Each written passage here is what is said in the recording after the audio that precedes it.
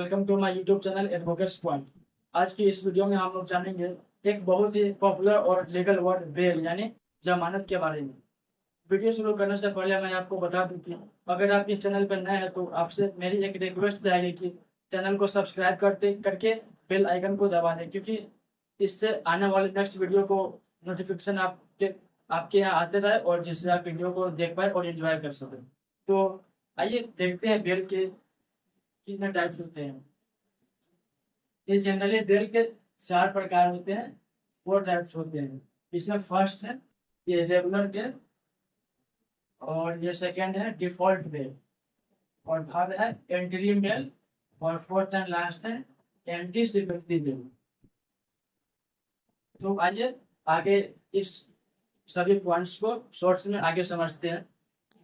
Bell के सबसे पहला टाइप यानी रेगुलर बेल के बारे में सीआरपीसी के सेक्शन 437 एंड 439 में प्रोविजन दिए गए।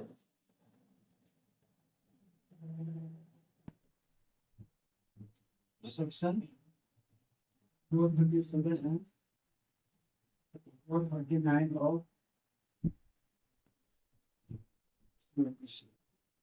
तो शॉर्ट में हम कह सकते हैं कि किसी व्यक्ति की गिरफ्तारी के बाद मजिस्ट्रेट कोर्ट में सीआरपीसी के सेक्शन 437 या सेशन कोर्ट या हाई कोर्ट में सीआरपीसी के सेक्शन 439 के तहत जमानत करवाई जाती है, अरेस्ट व्यक्ति को जमानत करवाई जाती है, तो उसे रेगुलर बेल कहा जाता है।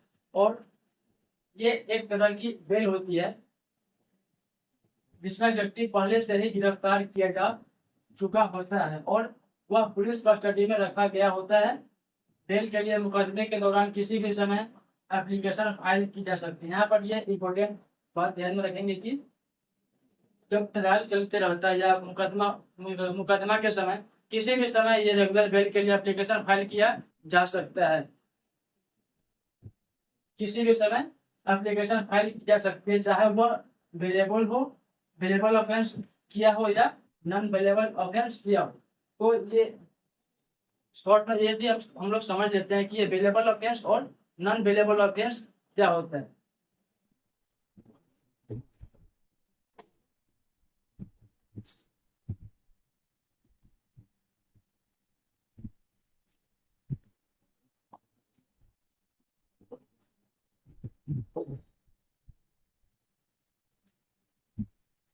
पहले हम लोग देख लेते हैं नॉन वेलेबल ऑफेंस।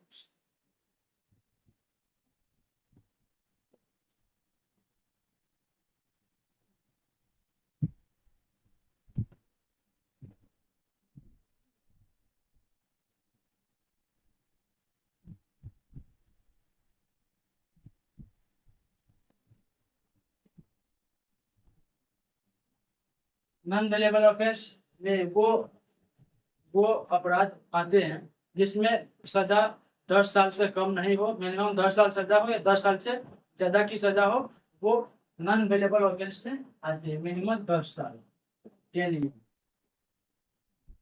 और सेकेंड टर्म है वेलेबल ऑफेंस।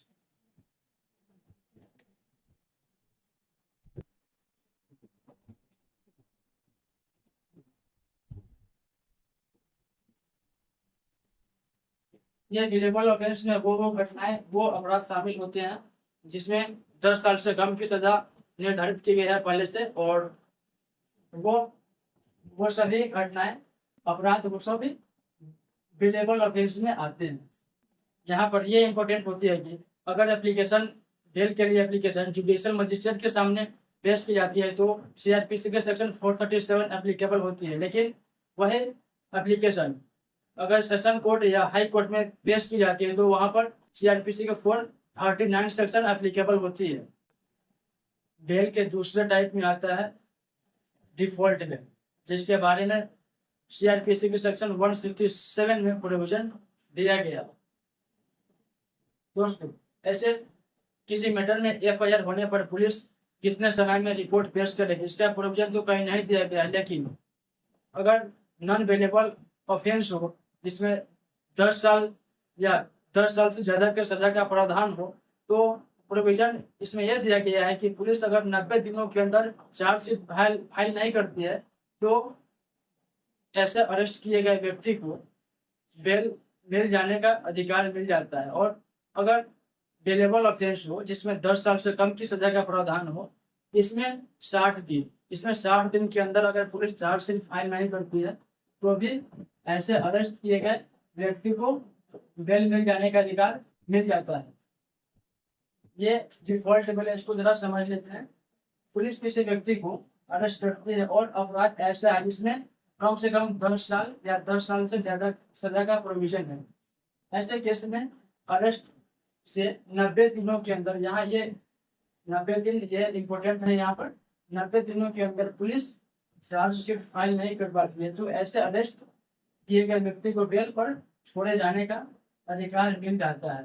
वहीं बेलेबल ऑफेंस हो जिसमें अभी मैंने बताया थोड़ी देर पहले कि 10 साल से कम की सजा का प्रावधान हो तो उसमें 60 दिन ये टाइम ड्यूरेशन दिया गया है कि 60 दिनों के अंदर अगर पुलिस चार्जशीट फाइल नहीं करती है तो ऐसा अरेस्ट किए गए व्यक्ति को बेल मिल जाने का अधिकार प्राप्त हो जाता है।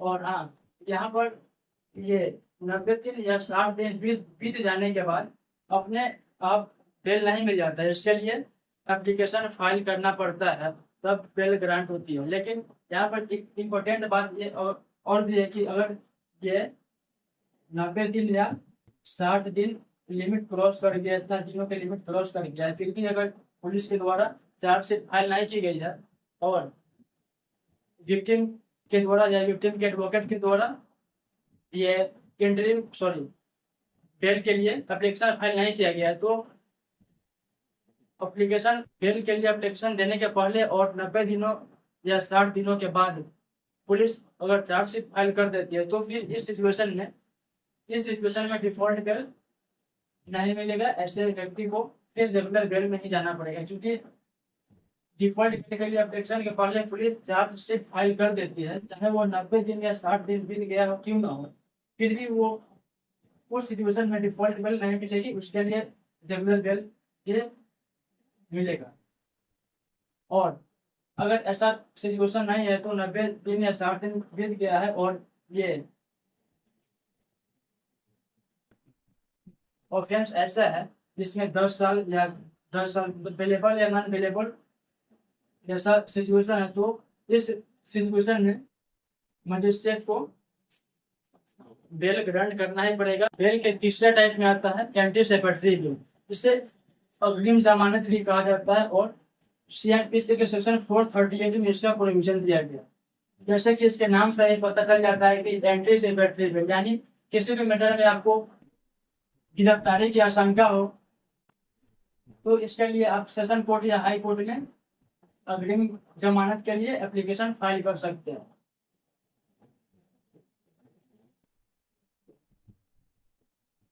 सेशन कोर्ट या हाई कोर्ट,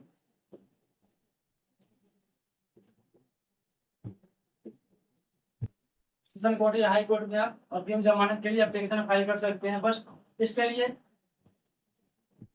इसके लिए कोर्ट को आपको कुछ सिचुएशंस, कुछ क्राइटेरिया फुलफिल करना होंगे, उन्हें आपको सेटिस्फाई करना होगा कि आपकी उस मैटर में कोई भूमिका नहीं है, या आपका हेल्थ इशू हो, या उस सिचुएशन में अगर आपको अरेस्ट किया जाता है तो आपको जान का खतरा हो।